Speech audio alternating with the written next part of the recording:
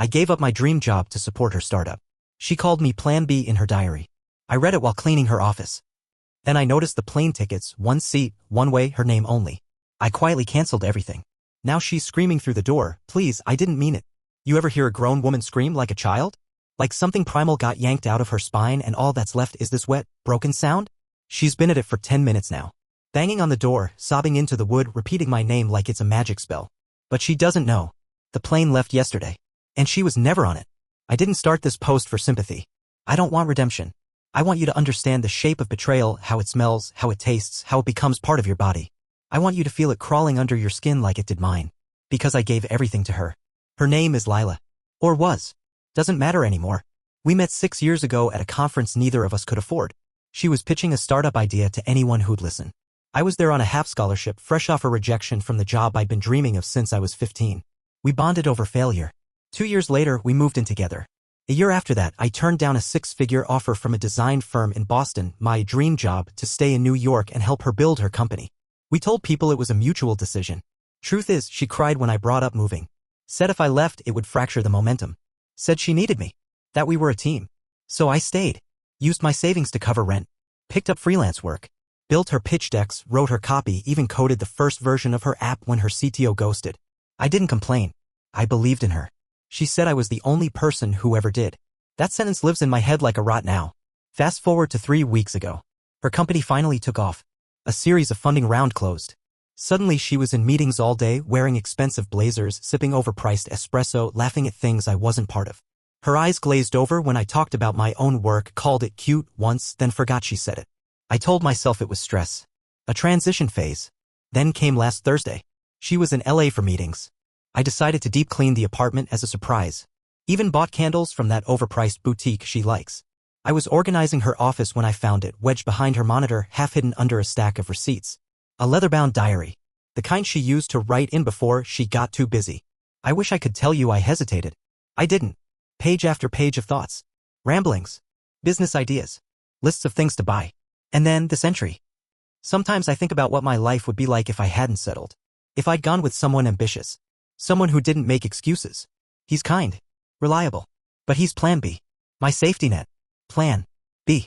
I sat on the floor of her office for over an hour, the candle still burning on the table. I didn't cry. Not then. I just kept flipping pages, trying to find something, anything that made it better.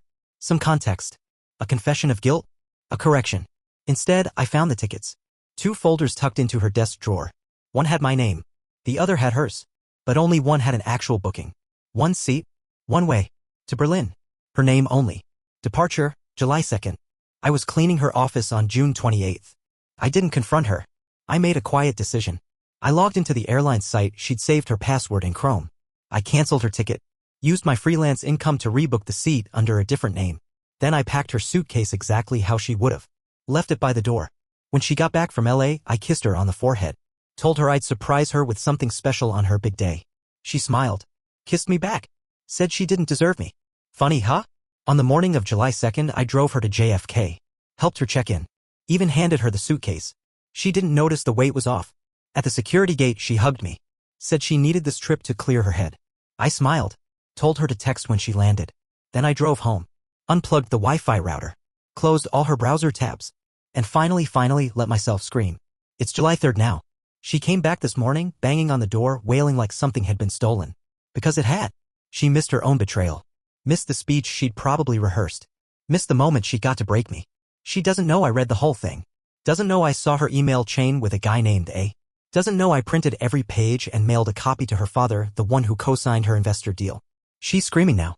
Still outside the door. Her voice breaking. I didn't mean it. I was just venting. Please, just talk to me. No. Talking is for partners. Talking is for teams. Talking is for people who don't write Plan B in their diary while their so-called partner finances their dreams. This isn't revenge. This is clarity. This is what it looks like when the safety net walks away. And for the first time in 6 years, I don't feel like a backup. I feel free. Edit. Yeah, I kept the diary. Every page. Scanned and backed up. Next update coming soon. You'll want to see what happens when her plan finds out the truth. Date 1. It's 3:17 a.m. and she finally stopped banging. Her voice gave out around 1:30. Somewhere between I love you and you're insane. The sobs turned to coughing fits. Then silence. I didn't open the door. I didn't even move. I just sat on the floor, back to the wood, listening. I used to love her voice. Now it sounds like rot. Let me back up. After I posted yesterday, I went dark. Burner SIM, wiped socials, logged out of everything except this account. I knew what was coming, but I didn't expect how fast she'd move. By noon, I had 6 missed calls from her mother, 3 from her best friend Danny, and 1 unknown number that turned out to be her investor. Mr. Polished Hair and Trust Fund Smile. I'll call him Aiden. Or maybe just A. The man whose name showed up in her email. The one she said she finally felt seen by. The one who promised her a life that matches your ambition. The one she listed in her diary as a clean break. Yeah, him. Turns out he was flying to Berlin too. Different airline. Different day. He was waiting for her. But she never showed. Here's where it gets fun. Lila didn't just plan to ghost me. She planned to relocate. Permanently. No return ticket. No goodbyes. Just vanish. Let me piece it together like some bad breakup puzzle. But the second she realized her flight was gone. No confirmation, no gate assignment, nothing. She panicked. Tried rebooking at the counter. Denied. The attendant flagged the cancellation as authorized by primary account holder. I watched her spiral from a corner near the bagel kiosk. Hat pulled low, headphones in, pretending not to exist. She texted me first. Hey, weird issue with my ticket? Can you check if something's up with the email? Then, did you cancel it? Then, babe? I left her on read. 15 minutes later, 10 missed calls. 3 voicemails. I didn't listen to a single one. She got home 12 hours later.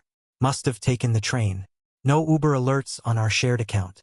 Just a sweaty, sunburned version of herself, dragging the suitcase I packed for her like a corpse. That's when the screaming started. Now here's what I haven't told you. The diary? It wasn't the worst part. The worst part was the printout I found under the diary. Folded twice, no envelope. Just a stack of travel insurance documents and 1 typed-out transition letter. Her resignation from our relationship. Formatted like a damn business memo. Effective July 2nd, I will be exiting our romantic partnership in pursuit of independent growth and alignment with my long-term personal vision.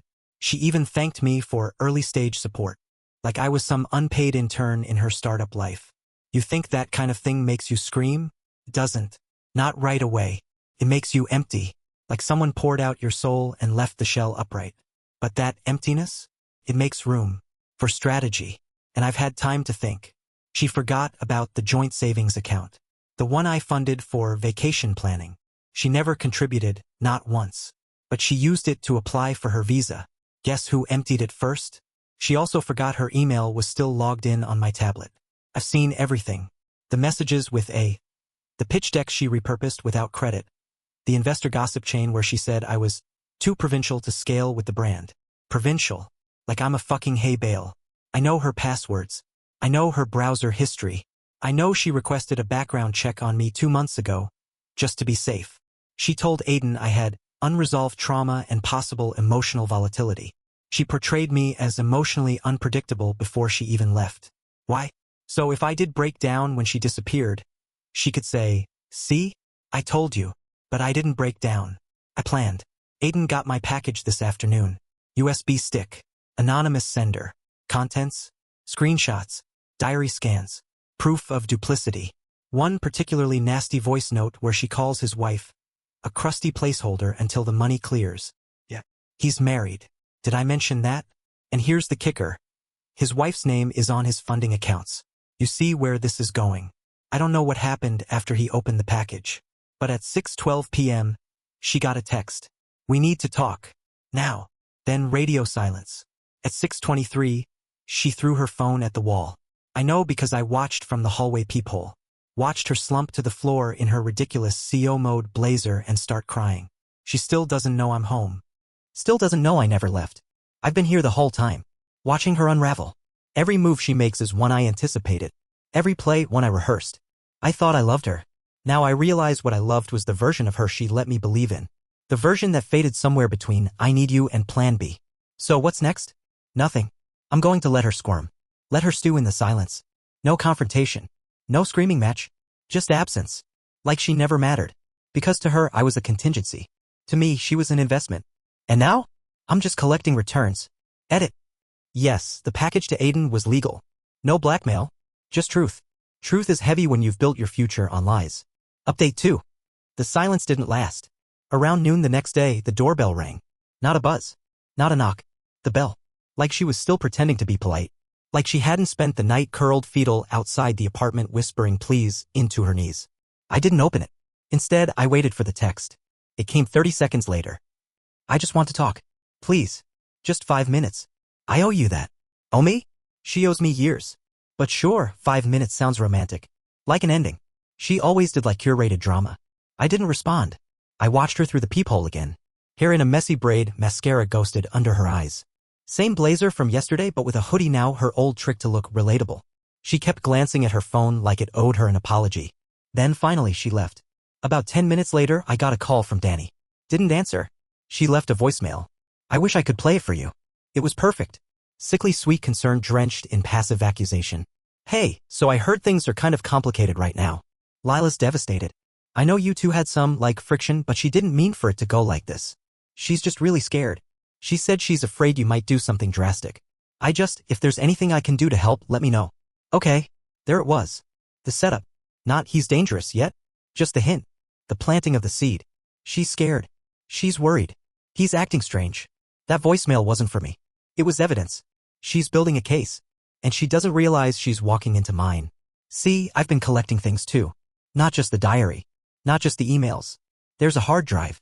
3 terabytes. Hidden under the floorboards since year 1. Originally it was for our startup backups. Then for receipts.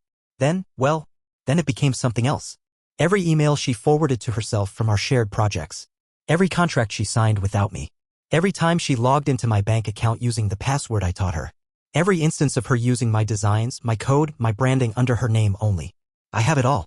Including the NDA she signed. The one she forgot about. Let me explain. Back when her startup was still theoretical, back when it was just coffee breath and pipe dreams, I filed a provisional patent. A sketchy little prototype for a platform that matched small creators with mid-tier investors. Think Tinder, but for creative funding. We were both drunk when I came up with it. She said, that's genius. I said, don't steal it. She laughed. Signed the NDA as a joke. Dated. Witnessed. Scanned. Guess what her startup became? Guess what she told Aiden she solo built? I didn't do anything with the NDA at the time. I figured we were a team. Figured if she made it big, we made it big. But we didn't. She did. At least, that's the version she sold. Until Aiden got the USB. I finally heard from him this morning. Blocked number. But the voice? Very composed. Very cold. I need to know how much you want to make this go away. I didn't respond at first. He tried again. Look. She lied. I know that. But she's not worth destroying both of us. There's a number that keeps this quiet. Think about it.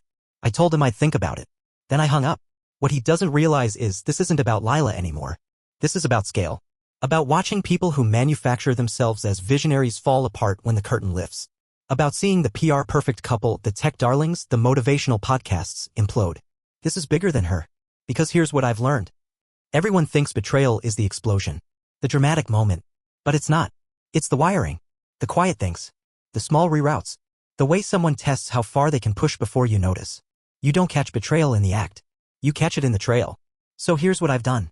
I contacted a small tech blog. Sent them an anonymous tip. Included watermarked documents. Proof of co-foundership. Dated screenshots.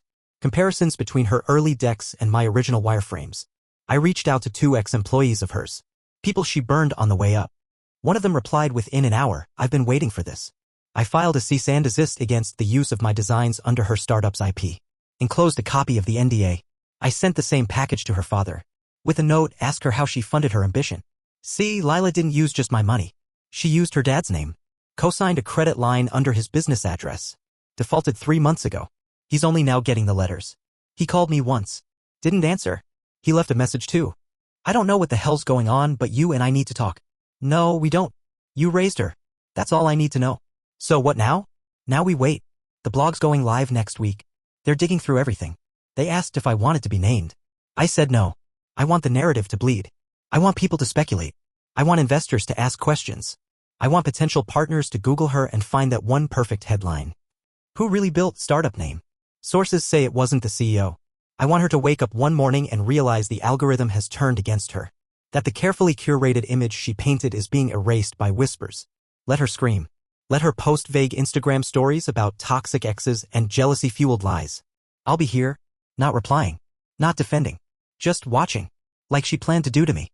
Edit. To everyone DMing, why not move on, or this is obsessive, you don't get it. This isn't rage. This is surgery. I'm removing something that infected me for 6 years. I'm not hurting her. I'm sterilizing the wound. Update 3. It's Tuesday. The blog post dropped at 9:01 a.m. By 9:04, her company's LinkedIn went dark. The headline wasn't splashy. No clickbait, just surgical precision. Ex-co-founder alleges intellectual property theft in startup name origins, anonymous sources corroborate. No names were given. But the screenshots? Oh, the screenshots told their own story. Timestamped Slack messages where I explained the platform's early algorithmic logic, cut, pasted, and repackaged in her solo pitch. Old wireframe sketches I'd sent her during a feverish 2 a.m. brainstorm presented later as her vision deck in a conference interview. A particularly damning email where she wrote, "He's a great guy. Super helpful. Just not CEO material." That one stung when I first read it. Now it's framed as motive. The article ends with this. At press time, startup name declined to comment. The anonymous tipster has since provided documentation of an NDA signed by the CEO prior to the startup's formation. Legal analysts suggest this could complicate current valuation efforts if the claims are substantiated. Translation? The funding round is poisoned. By 10:12 a.m. she deleted her Twitter. By 11:07 her assistant quit. And by 12:03 she was banging on my door again. This time no hoodie. No tears. Just fury. Not performative rage, the real kind. The kind that makes people forget to act. She screamed so loud a neighbor opened their door and asked if I was okay. I told them calmly, just a former business partner trying to renegotiate terms. They gave me a thumbs up and closed their door. She screamed louder. "You ruined me. Not you hurt me. Not you betrayed me. You ruined me." Like I'm the arsonist and not the guy cleaning up the gasoline trail she left behind. I waited until she left, stormed off with mascara streaked like a villain in a cancelled soap opera, then played the voicemail she left last night. "You're gonna love this. You think you're clever? You're not. You don't have proof. You just have screenshots. Screenshots don't hold up in court. Spoiler, yes, they do. Especially when corroborated by source code metadata. But I'm not suing. I don't need to. The court of public reputation is faster, bloodier, and she built her entire empire on optics. Speaking panels. Founder features. TEDx slots with titles like The Myth of the Lone Genius. Not anymore. By 3:45 p.m. she finally texted me. "Let's talk. We don't have to destroy each other." Destroy. Interesting word choice. Because I didn't even tell the blog everything. I left out the financial manipulation. The investor pyramid scheme she started when the Series A money stalled. The 2 interns who quit in back-to-back weeks, citing a hostile emotional environment. I left out the night I found the burner phone. The one she used to message A while we watched Netflix and she claimed to be too tired for anything intimate. I left out the journal entry where she wrote, "Sometimes I wish he'd mess up. Then I'd have a reason to go." No. What I gave them was just enough. Enough to crack her image. The rest? That's for the slow bleed. Because reputation doesn't shatter like glass. It peels. And I've learned that the most satisfying revenge isn't a fireball. It's erosion. Death by 1,000 truths. So what now? Here's what I've done in the last 24 hours. Forwarded the blog link to 2 of her known competitors. One already retweeted it with the caption, "The hustle is real." So is IP theft. Scheduled an automatic Dropbox share to trigger in 48 hours unless I manually cancel it. Contents, her full design plagiarism trail. Recipients, every investor listed on her pitch deck. Filed a DMCA takedown request with GitHub for a repo her dev team cloned from my prototype. And most importantly, I booked a ticket. Not out of the country. Just out of here. Same flight number she tried to vanish on.